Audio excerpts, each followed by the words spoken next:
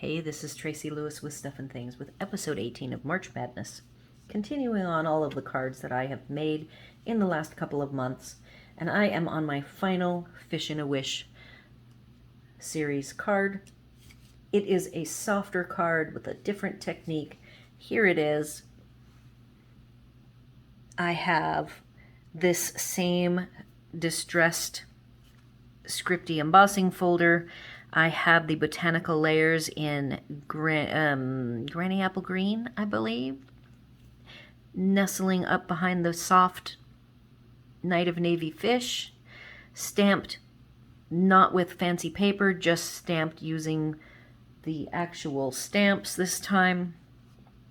With the gold heat embossed A Sea of Thanks. I have the smallest diorama die for the fish to peek out through. You could close this up and make it a shaker if you wanted, but I just wanted the nice simple fish poking out. Notice I didn't do any air bubbles. All of my other Fish in a Wish use a variety of different air bubbles, so for this final one, I did no little air bubbles. I did use some Hobby Lobby gold-edged baker's twine. Stampin' Up! Has no metal-edged baker's twine right now, but I would love if they did because it is my favorite. I did use the distressed gold, and if you cannot tell, it is indeed embossed. I believe I sent it through the embossing folder when it was on the white, so that they all went through and got the same treatment. In fact, this A Sea of Thanks was also done. And then I ran the whole finished white piece through, trimmed it down, put it on a white, and added these wonderful metallic gold dots to finish it off.